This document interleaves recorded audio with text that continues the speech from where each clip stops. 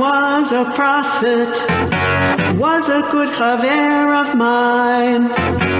Never understood a single word he said, but we helped him to drink his yain. And we always have some mighty fine yain. Singing Simchat Le'olam, Kol HaYiladim now.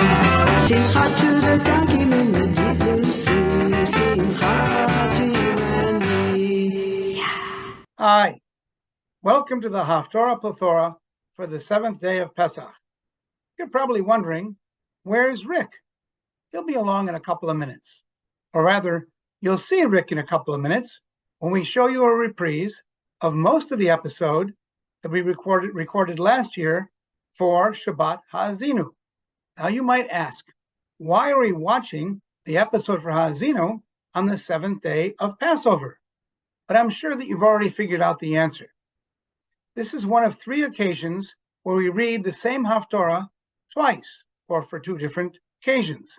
And if you're wondering what the other occasions are, they are the Sephardi version of the Haftarah for Shemot is the same as the Haftarah for Matot.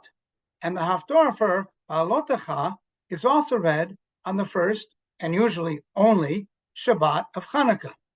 Now you know some Haftarah trivia that I'll bet could stump even a few rabbis. We cut the first few minutes of the Ha'azinu episode because we were dealing with similarities between the Haftarah and the Torah portion for Ha'azinu that are not relevant for Pesach. But what is relevant is the connection between the Torah reading on the seventh day of Pesach and this Haftarah. The Torah reading is the so-called Song of the Sea, which is familiar to almost everyone since we read it every day as part of the morning Pesukei D'Zimra service.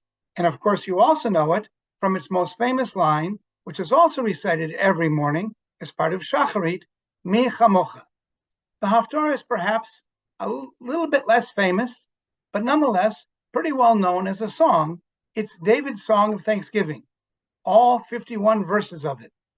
It was considered so important that the sages who put together the book of Psalms decided to include it as the 18th Psalm, almost word for word. And that's where Rick and I pick up our discussion of this Haftarah. I hope that you'll enjoy the discussion and Rick's chanting. And don't forget to listen to the episode for the 8th day of Pesach. Wishing you all a wonderful conclusion to your Passover holiday. Chag Sameach. And Rick, there's another reason why it might be very familiar to some, especially people who are reciting Tehillim regularly, Psalms.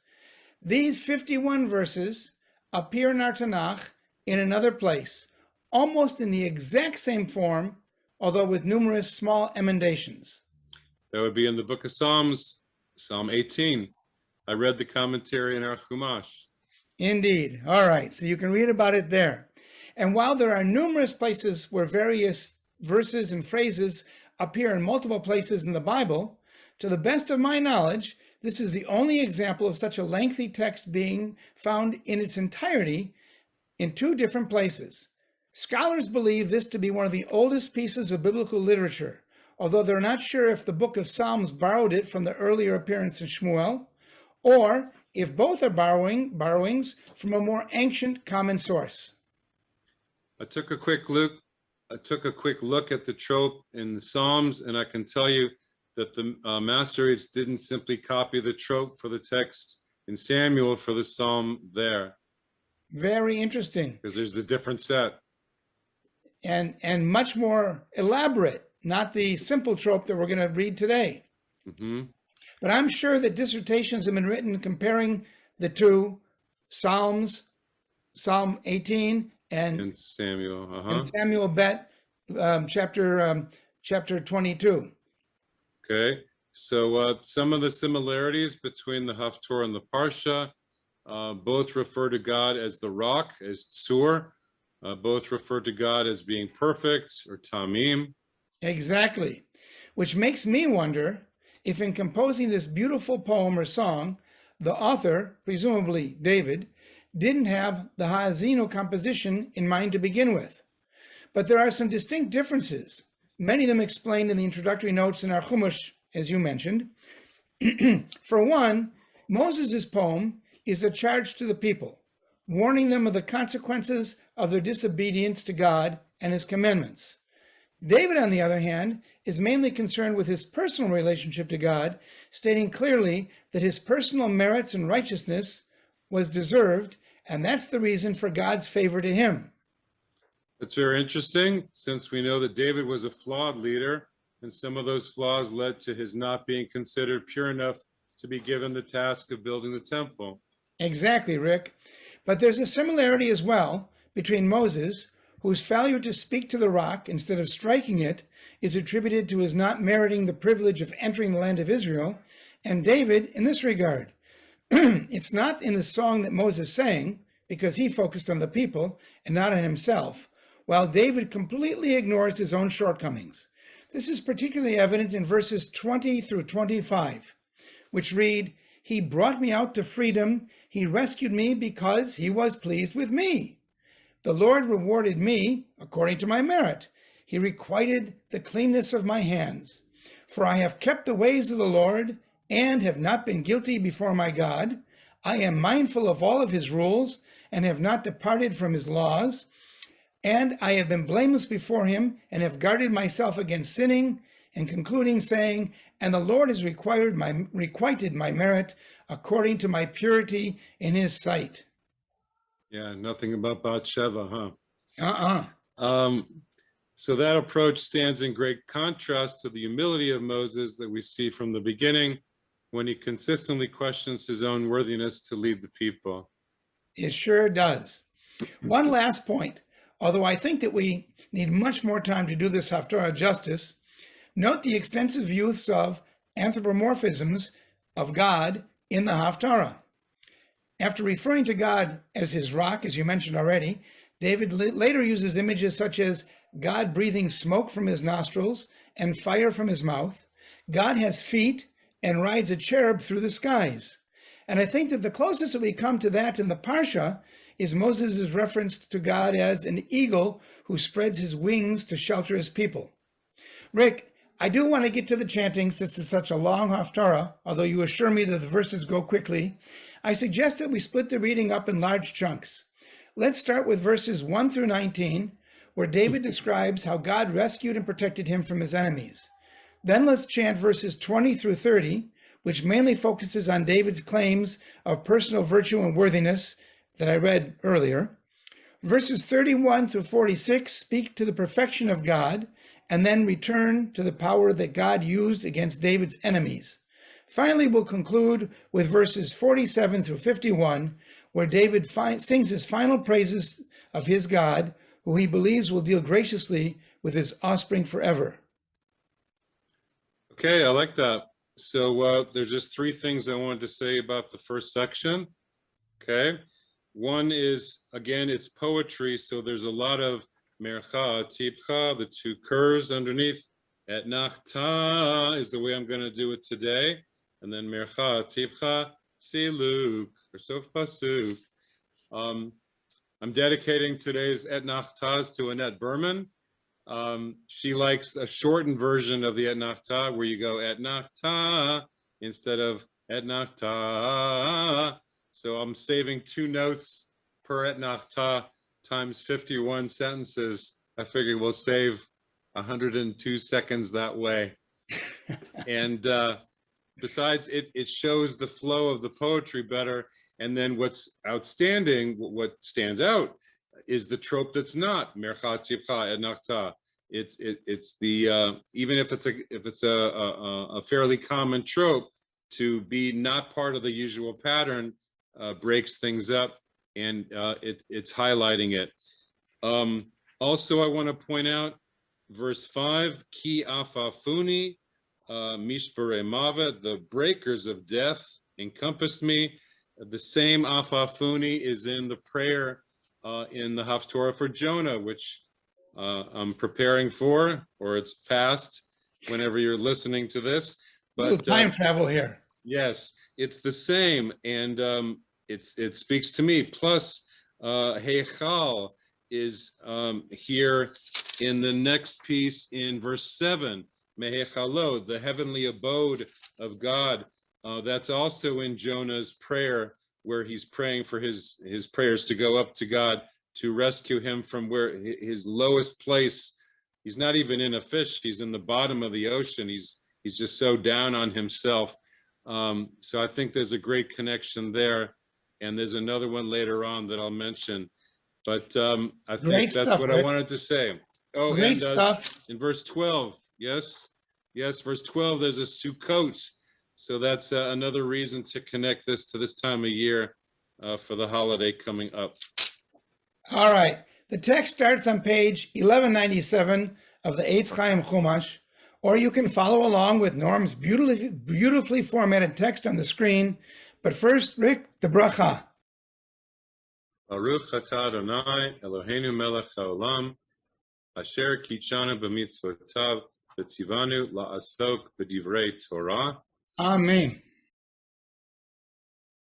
Vaydaber David l'Adonai et divrei hashira hazot beyom hitzil Adonai oto mikaf kol oivav umikav Shaul vayomar Adonai sal'i tzudati falti li Elohei tzuri echesebo magini v'keren yishi miskabi umnusi moshi mechamas toshieni mehulal ekra Adonai umeoivai ivashea ki afafuni mishpurei mavet nachale v'liya'al yiva'atuni chevlei sheol sabuni kidmuni mokshe mavet batzar li ekra Adonai. See how that stands out? Ve'el Elohai ekra vayishma mehechalo koli v'shavati be'oznav vayitga'ash vatir'ash haaretz mosdot hashamayim yirgazu vayitga'ashu ki charalo Allah ashan be'apo ve'esh mipiv tochel gechalim ba'aru mimenu vayet shamayim vayirad va'arafel tachat raglav vayirkav akruv vaya'ov vayira al kanfei ruach vayashet choshech svivotav sukkot chashrat mayim avesh chakim minogach negdo ba'aru gachale esh yar'e min shamayim Adonai ve'elyon yiten kolo vayishlach chitzim vayefitzem barak vayahom vayira'u afik keyam yigalu mosdot tevel bega'arat Adonai minishmat ruach apo yishlach mimarom yikacheni yamsheni mimayim rabim yatzileni me'oivi az misonai ki amtsu mimeni yekadmuni beyom edi vayhi Adonai mishan li. Very nice. Well Thanks. done, Nick. I notice there's also a kanfei ruach here, the wings of the wind. Yes. I think that there's a kanfei nisharim, the wings of eagles, maybe In the Parsha, yeah. in the parsha. So there are more similarities as you read it. You might even think, except for the fact that it's Haftarah trope instead of Torah trope, that you're actually just reading from Ha'azinu or some sort of extension. There's Yes. some- Mm-hmm. All right. Okay. Well, what have you got for us for the next set of verses? Okay, so the next section, I want to highlight the corrections from the Masoretes, from Aharon ben Asher and his scribe Shlomo ben Buya.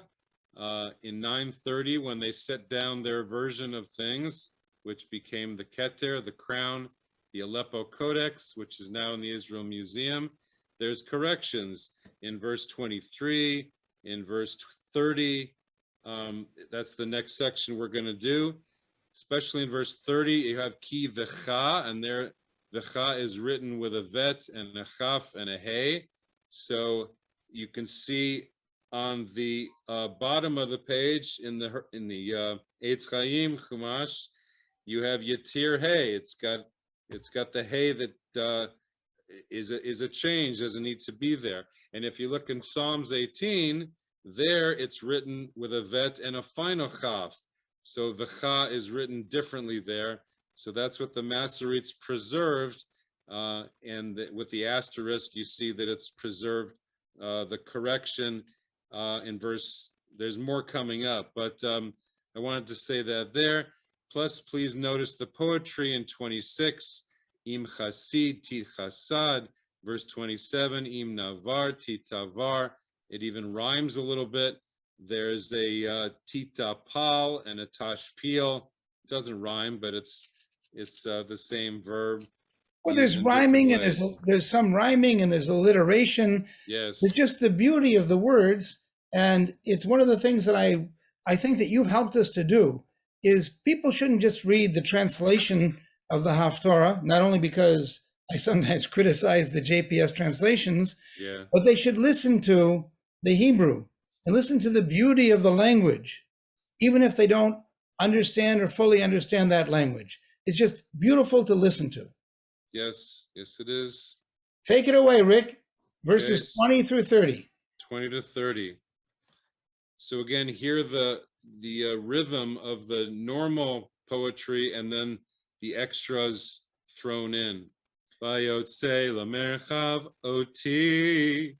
Yechatzeni ki chafetz bi, yigmaleni Adonai katzidkati, kavor yadai yashiv li, ki shamarti darche Adonai, velo rashati me Elohai, ki chol mishpatav lenegdi, vechukotav lo asur mimena, va'eyeh tamim Lo, vayesh tamra me'avoni, vayashev Adonai. Big change. Li ketzid kati, kivori leneged einav. Im chasid tid chasad, im gibor tamim titamam, im navar titavar, v'im ikesh titapal. Bet am ani toshia ve'necha aramim tashpil ki ata neri Adonai v'Adonai yagi choshki ki vecha arutz gedud belohai adaleg shur. Very nice. You know, Rick, I really hear in that verses 26 and 27, the tit chasad, the tit tamam, the tit tavar, the tit tapal. Just they just roll off your tongue as you're reading them. Yeah, it's written by a poet, by David. It's no doubt. It's great stuff. Whether David or someone else certainly was a poet. What have you got in verses 31 through 46? Okay, note Ha'el starting the sentences 31, 33 with the normal trope, but later on in 48, Ha'el is going to be a really a special trope there. But in this next section, this is what 31 to 46. Yes. Okay, so again in 41, you have the different trope, Ve'oivai, and my enemies. It stands out. I do think that the ancient form of a verb is here in 38 and 39 and 41, 43, where you have the aim ending for them, v'ashmi dame, v'em chatsem, v'atzmi tame, v'eshkachem. That's not modern Hebrew, that's ancient Hebrew. And It's then even you more have, ancient than most biblical Hebrew. yeah, it's an older form. And then you have other corrections that they do list on the bottom of the page, the asterisks. So that's for the next section. You know, Rick, if you read the version on Sefaria, they also include a lot of these notes that you had mentioned to me before, tons of notes about language and tons of corrections. And as you pointed out, a lot of different word forms used between Shmuel Bet, chapter 22, and Psalm 18. And I actually have a theory about these corrections. Okay. And that's that this was such an ancient text that was put into two different places in the Tanakh, that as the different scribes over the millennia before the codification took place sometime around 200 BCE, we think, but it was another more than a millennium until your buddy, who is it? Aharon ben Asher. Aharon ben Asher and his team actually put in all the Masoretic notes and standardized that there must have been a lot toing and froing amongst the scribes. Yes. And one saying, no, that's wrong, I'm going to change it here. And the guy says, no, that's wrong, I'm going to change it here. Yeah. It'd be really interesting to be there and to see how the scribes wrestled with the text as it appeared in two different places, going back and forth, each of them inserting his, because it was only men at the time, his own view of how it should actually read. Yeah, a lot of compromise. You know, you can hear the stories. My rabbi taught me this. This is the way I heard it for years and years in this city. And my rabbi taught me this. So they would take, you know, one from column A, one from column B. I would imagine compromises a lot. And we're gonna get to one of those either compromises or differences when we get to the last section. Yeah, but right now, why don't you chant for us the next selections, going down to verse 31 to 46. Yes. 31 to 46. Ha'el tamim darko imrat Adonai tzrufa magen hu lechol hachosim bo ki miel mibalade Adonai umitzur mibalade Eloheinu ha'el ma'uzi chayil vayater tamim darki meshaver raglai ka'ayalot ve'al bamotai ya'amideni melamed yadai lamilchama v'nichat keshet nechusha zrootai vatiten li magen yishecha va'anotcha tarbeni tarchiv tza'adi tachteni below ma'adu karsulai erdefa oivai va'ashmi dame velo ashuv ad kalotam va'achalem va'em chatsem velo yekumun va'yiplu tachat raglai va'tazreini chayil lamilchama tachriya kamai tachteni ve'oyevai tatali orev misanai va'atzmitem yishu ve'en moshia el Adonai ve'lo anam ve'esh chakem ka'afar aretz ketit chutzot adikem erkaem vatfalteni by itself merivei ami tishmareni l'rosh goyim am lo yadati ya'avduni b'nei nechar yitkachashu li lishmoa ozen yisham'u li b'nei nechar yibolu v'yachgeru mimisgerotam. Great. Great. Okay. Rick? So before you get to the ending, Yes. the verse 47, Chai Adonai, that exclamation, and Uvaruch Tzuri, blessed is my rock. Again, that's a parallel to Jonah, or a precursor to Jonah, whatever comes later, because in the belly of the fish, he says, Chai, Chayai, it's an exclamation, my life, and the life of God. And when he's protesting about the kikayon, the gourd, he goes, it's better for me to die than live. Kimotiv Chayai, he says that twice.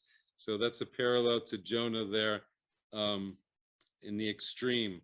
Just wanted to throw that in. Oh, and then verse 48, you have the Zakef Gadol there, Ha'el. It stands out from the rest. The God, of course, stands out. And then you have a therefore. Verse 50, you have an al kain to wrap it all up. David wraps it up, and he leads into verse 51. So there you go, sir.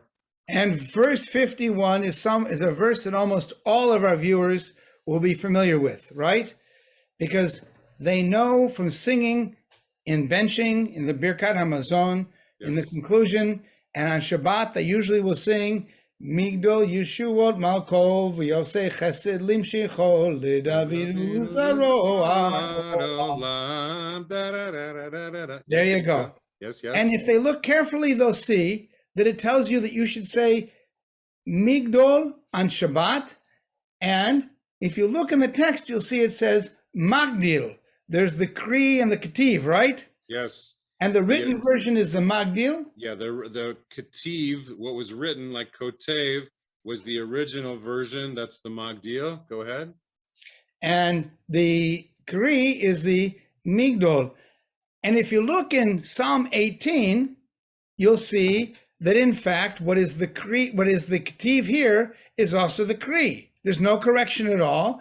It's Magdil. Yes, the verb. And the story that I heard as to why it is that we actually say Migdol as opposed to Magdil on Shabbat is that there was a notation made in the Talmud. I think it's a Masechet Shabbat, but I'm not sure. Okay. And the notation said Shin Bet, which was referring to that verse coming from Shmuel Bet. Okay. But somebody misinterpreted it and thought that it meant on Shabbat, you should say Migdol as opposed to Magdil. Although I will admit, I just looked at another source that I haven't studied carefully that suggests that there's another reason for our saying Migdol as opposed to Magdil, and maybe next year I'll explain that story. No, do tell. Can you tell now? You gotta wait. Well, I didn't remember the whole thing, but it has to do with not reading from Ketuvim on Shabbat. And Psalms is Ketuvim. Yes. Right? Is the book are the collection of writings. Yes. Whereas reading from Shmuel Bet is from Nevi'im. So we can read Nevi'im on Shabbat, and we therefore can read Migdol. But Magdil, which is in Psalms, we wouldn't read on Shabbat. Okay. So that's another interpretation. Okay. Again, I'm sure someone's written, if not a dissertation, at least a scholarly article about this. But Rick, take us home with those last verses. And it finishes with a flourish with the Dargat Tavir on Ve'oseh Chesed. It's a great finish. So 47 to the end.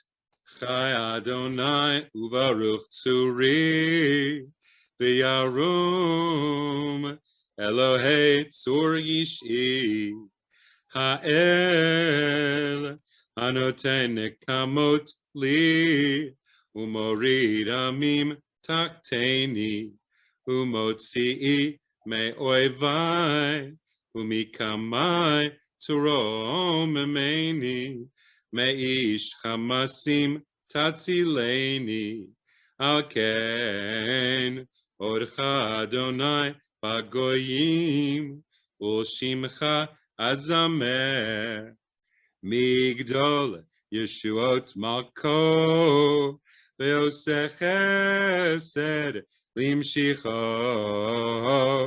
leDavid uzaro adolam. Great ending, Rick. I can't tell you how much I've enjoyed this particular Haftarah and how much I enjoy studying the Haftarah with you and finding something new, many new things every week. I hope that our viewers also find it that way. Yes. As always, thanks to Norm Gar for his great text and his musical selections. Don't forget to write us with your thoughts and comments. Our emails are below. Let us know that you're watching this thing. And if you like our Zoomcast, please forward the link to your friends and family. Chag Sameach. Chag Sameach. See you next week.